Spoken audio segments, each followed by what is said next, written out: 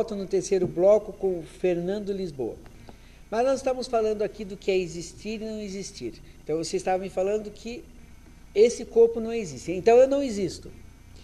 É uma maneira de se explicar. Na verdade, as palavras, a gente tem que se entender primeiro sobre palavra. Tá, Posso sair que some. Que é. Olha, veja bem, Júnior. Se você tiver um aglomerado de átomo, um átomo, e você pegar o núcleo do átomo e der a esse núcleo o tamanho de uma bola de ping-pong, a primeira órbita eletrônica que passar, ela vai passar numa distância semelhante a 9 quilômetros. Imagina o espaço que existe daqui até lá. Se nós formos pegando um aparelho que vai aumentando a visão, você vai ver a sua pele cheia de furinhos. E mais tarde você vai entrar dentro desses furinhos e vai enxergar outros tipos de energia. Ou seja, somos todos furados. Somos todos furadinhos. Mas Deus nos deu certo limite de sensibilidade para que a gente pudesse se comportar e usar esses aparelhos chamados corpos humanos dentro da natureza. Então podemos dizer assim, é um material que nós usamos, mas então nós usamos conscientemente ou inconscientemente esse material. Nós deixamos de usar esse material por vontade própria ou por uma vontade suprema? Muito boa pergunta. Você, quando era pequeno, nasceu andando ou aprendeu a usar o corpo e andar? Não me lembro. Mas com certeza, você já viu outras crianças? Sim, não, eu estou brincando. Elas aprenderam. Você não sabia como é que fazia para parar o cocô. Então, mas isso que eu tô, mas eu nem o xixi. Mas não é a verdade? A criança está aprendendo a usar o corpo que tem. O nosso corpo, se você olhar do ponto de vista de um engenheiro, é um absurdo como é que a pessoa para em pé. É uma questão de manter, de aprender a utilizar esse corpo e manter pressão em certos pontos dos pés. Uma pessoa que não tem o dedão vai ter muito mais dificuldade do que você. Mas aí eu paro de usar esse corpo, eu começo a usar esse corpo por vontade própria? Depende. Há casos em que a pessoa que vem, se ela vem para uma determinada missão na Terra aqui, ou seja, se ela tem um trabalho em favor do próximo, provavelmente ela não tem dívidas anteriores. Então ela pode vir, sim, em favor de alguém. Essa é a mais elevada missão que tem, sim, como é o caso de Jesus, por exemplo. Sim, não, mas ele devia o quê para quem? Mas eu quero entender o seguinte, por exemplo... Agora você... Eu nasci porque quis ou porque fui... Entendeu? Tá. É isso que eu quero entender. Eu nasci, peguei esse corpo, que eu sou bonito, né? Claro. Porque eu quis ou porque foi mandado. Vai lá, Júnior. Quer dizer, Júnior não, vai lá e aí me chamei Júnior. Certo.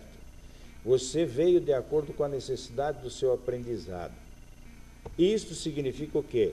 Que nós recebemos um corpo que não é vivo, ele é vivificado pela presença do Espírito. Saiu o Espírito, puf, então, temos um cadáver. Mas aí é que está. Esse Espírito sai quando eu quero. Então, eu não estou entendendo, e acho que quem está lá em casa também está curioso e não está entendendo. Eu vim porque eu quis, aí você falou que eu vim porque foi necessário. Claro. E quando que eu vou embora? Eu deixo esse corpo quando eu quero, quando uma força suprema determina. Como que é isso? Por exemplo, eu, por mim, enquanto ser humano, enquanto Júnior, né, que usa esse corpo, eu jamais deixaria a Terra. Hoje, por exemplo, eu não deixaria a Terra. Eu amo o que faço, amo viver, amo as pessoas.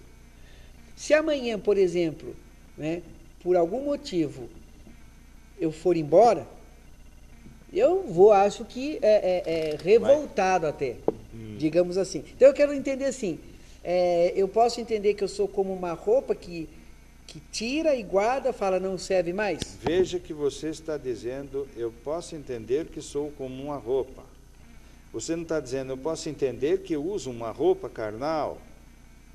Você é algo muito além desse corpo e muito mais maravilhoso do que esse corpo, e tem outros corpos mais sutis. Sim, mas aí Por isso que o apóstolo Paulo dizia que a gente sai do corpo carnal e acorda no corpo espiritual. Mas quem vai determinar a minha partida?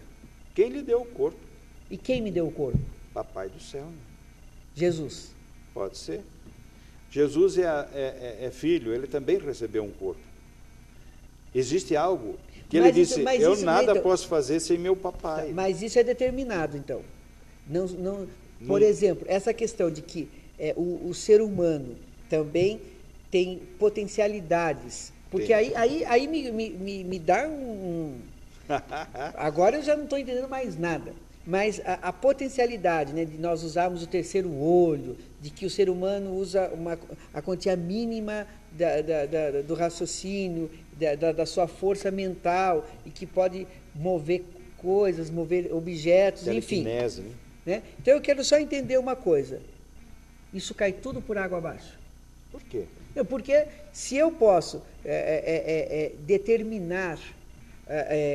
enquanto eu posso viver, eu quero chegar aos 60, eu quero chegar... Mas quem disse que você pode? Então, mas é isso que eu estou dizendo. Eu, por exemplo, me programei, né? Eu quero viver até os 93 anos atuando num palco. Beleza. Depois, aí eu quero dar um tempo, aí mais uns 10, 15 anos, 20 anos para descansar viajando.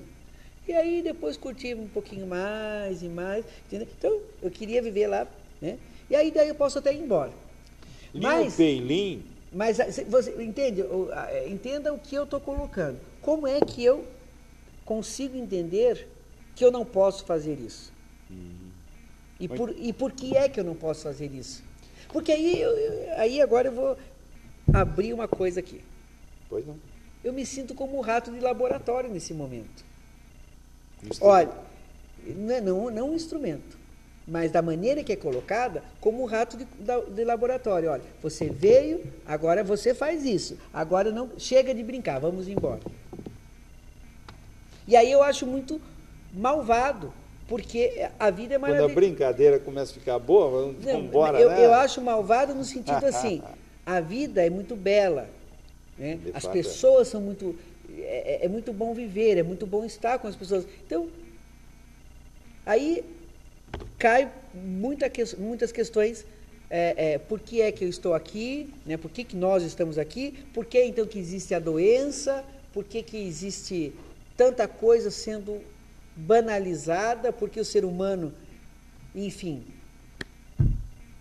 Olha, se você recebeu um dote tão grande, que tem um cuidado extremado com esse dote, veja só, 10% do teu sangue, 300 milhões de células sanguíneas, são trocadas todo dia. Ou seja, em cada 10 dias, um homem de 75 quilos, com 75 anos, está trocando sangue a cada 10 dias. Isto é comprovado pela ciência biológica.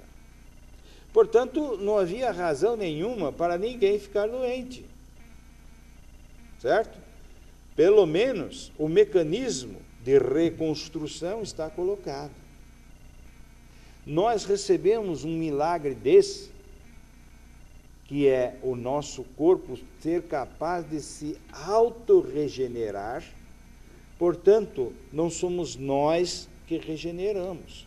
Veja, quando eu era menininho, eu não sabia que tinha coração, eu não sabia que tinha rins, eu não sabia que tinha células. Hoje eu sei, porque eu estudei. Você sabe, porque você estudou. Mas o corpo lhe foi dado por alguém. Quem é que lhe deu? Então, mas e quando muda a perspectiva de vida, né? Até anos atrás, uma pessoa com 30 anos era tida como uma pessoa velha. Depois, aos 40, depois aos 50, né? Hoje, com 80 anos, você vê a pessoa jovem, né? E aí, ativo, né? Tá se falando numa expectativa de vida muito maior. Mas sabe por que isso? Então, quem está fazendo isso é o homem, é uma força suprema. É uma força suprema. E por quê? Por que resolveu agora dar mais tempo de vida? Não é porque resolveu. Mas não, veja bem, o tempo de vida é adequado. Então, mas eu estou fazendo aqui um papel, lógico que estou se colocando como quem está lá em casa, mas é uma moeda de troca. Agora pode mais, agora pode menos, agora vai lá, agora não vai. É isso que eu não consigo visualizar. E é isso que eu gostaria de Nisso entender. você não vê nenhuma bondade, você não vê nenhum amor, você não vê nada disso? Você não vê esta vida inteira sendo colocada à sua frente, onde cada espécie tem a consciência de acordo com o tipo Mas de corpo. por ver tudo isso que eu estou falando. Por amar a vida, por amar o próximo, por querer me doar mais às pessoas, é que eu fico pensando, até que ponto é que nós, é isso que eu queria que o senhor me explicasse, até que ponto é que nós somos capazes de poder exercitar quando supostamente, veja bem, supostamente entendemos que estamos fazendo bem, porque talvez o que nós estamos entendendo como fazer o bem não é o bem, é o bem que aos nossos olhos, mas não é o bem. Às vezes o agradável não é o bem, né? Às vezes o agradável não é o bem. Então nós também temos um mecanismo onde nós não recebemos um corpo só. Na verdade, nós estamos viajando por dentro dos corpos, estamos viajando dentro do planeta, e estamos viajando dentro da galáxia, e estamos viajando dentro do universo. Tá. E quando nós somos viajores. Tá. E quando nós recebemos, como viajores, quando nós recebemos um corpo com uma deficiência, faltando uma perna?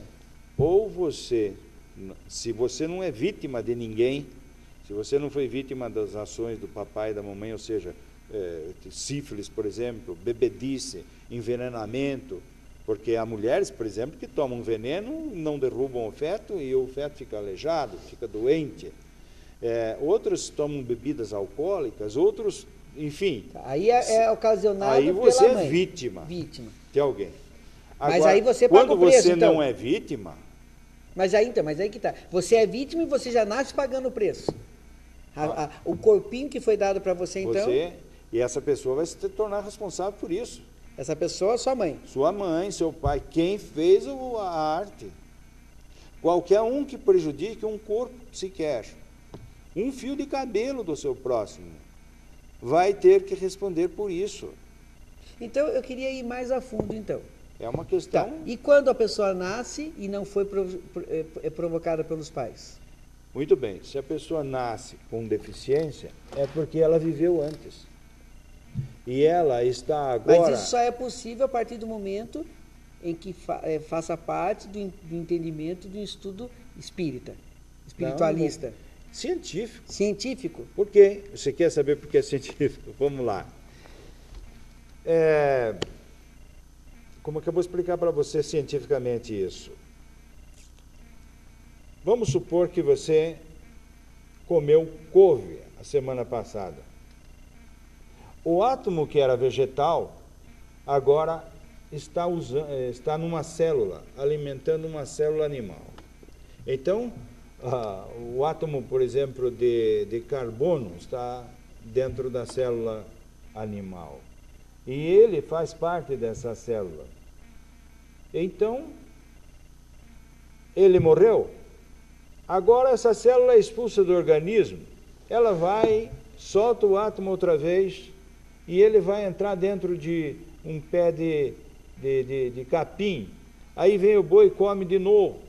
Esse átomo acaba saindo pelas vias imuntórias, pelo suor, por qualquer motivo, e ele está transitando entre os corpos. Sim, mas então, do ponto de vista científico, então, existe uma transmigração energética. Energética, não propriamente de ser humano. Não propriamente de ser humano. Então, eu posso ter sido um mosquito que transformou, que foi juntando, é isso? Não é isso que eu estou dizendo. Eu estou dizendo como explicar para você que existe uma movimentação energética. Ok. Se o átomo Nós vamos continuar isso, não saia daí. Estamos terminando o terceiro bloco com um assunto polêmico com o senhor Fernando Lisboa. Já voltamos.